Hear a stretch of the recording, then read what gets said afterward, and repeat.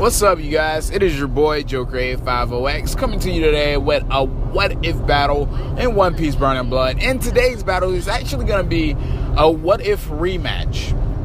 Now, we've seen Luffy and Doflamingo fight. If you're up to date in anime, and if you're not, I'm sorry, I will put spoilers in the title. But if you're up to date, we saw Luffy and Dofi fight, and the conclusion was Luffy winning. Now, if you watch my previous Luffy versus Doflamingo fight, I didn't agree with Luffy winning. But after careful reanalysis and watching and reading the anime for such a long time, it makes sense for Luffy to win. Now, we saw him struggle in this fight, and I feel there was a reason for this. Luffy struggled in this fight to show that not only that he came a long way, but that he still has a long way to go.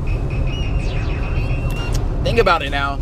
Doflamingo was like, literally, this guy was the king of the underground. He kept all the beasts in check, and he mentions this. He's like, now that I'm out of the picture, who's going to control all these monsters? Now, to me, that was an announcement right there. He's not the strongest. There's lots of people stronger than him. And we're just getting started in the new world. Now, a lot of people compared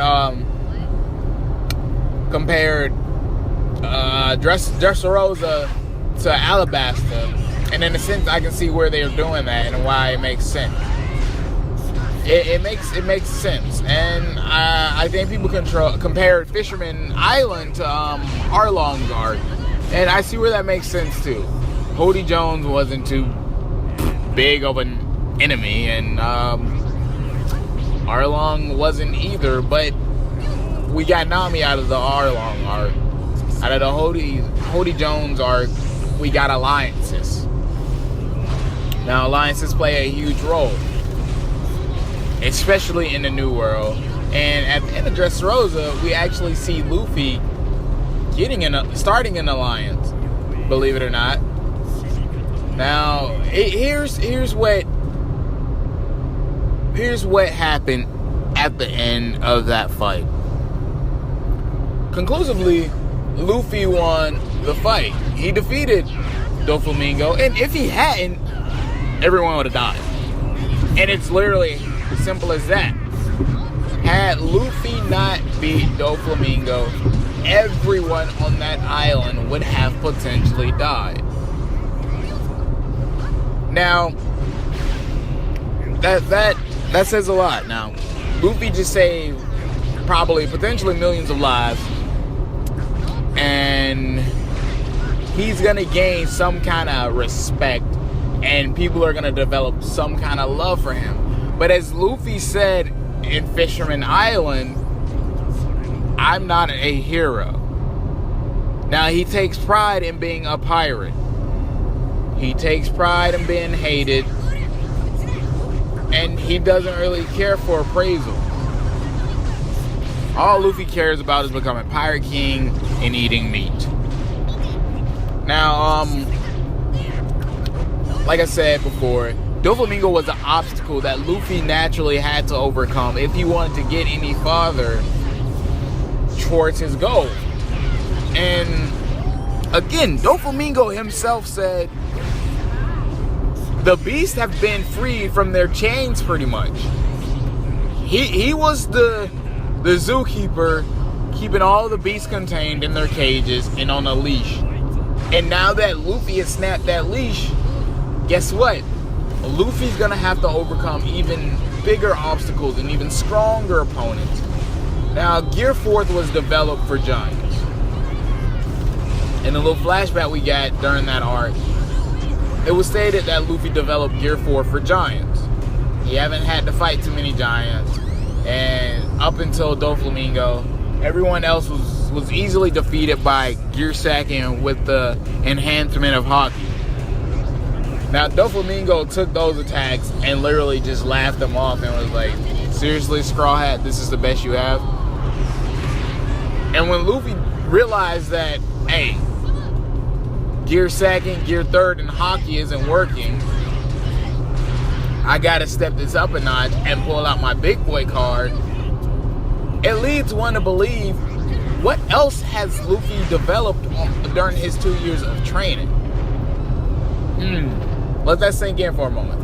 What else could Luffy have developed during that time of training? Now, the place where he was at, it was full with giant animals. Clearly, his little ass baby punches from gear second wouldn't be enough to defeat everything. It's just not possible. It doesn't add up.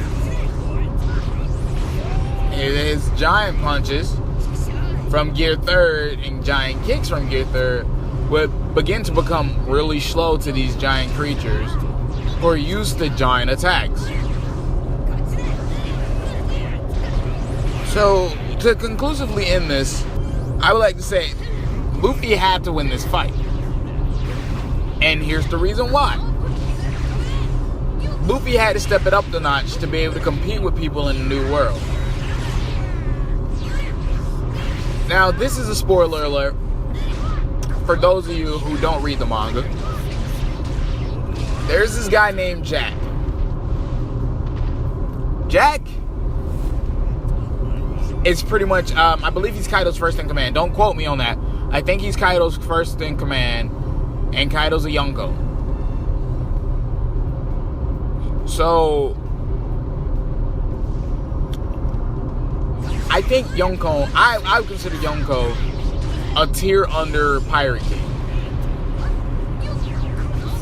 You have the Pirate King, you have Yonkos, and then you have the Warlords. For his pirate ranking. So, Luffy naturally had to defeat Doflamingo to get to the next level. Now, we've seen Luffy legit fight and defeat almost every warlord except Mihawk. With the exception of Mihawk. That is the only warlord Luffy has yet to defeat. We saw him overcome his attacks and dodge them, but Luffy has not defeated Mihawk. So, you guys, as always, if you enjoyed the video and the topic and the discussion, be sure to hit the like button and hit that subscribe button. Be sure to share the video. And as always, it is your boy, Joker850X, and we are out. Peace.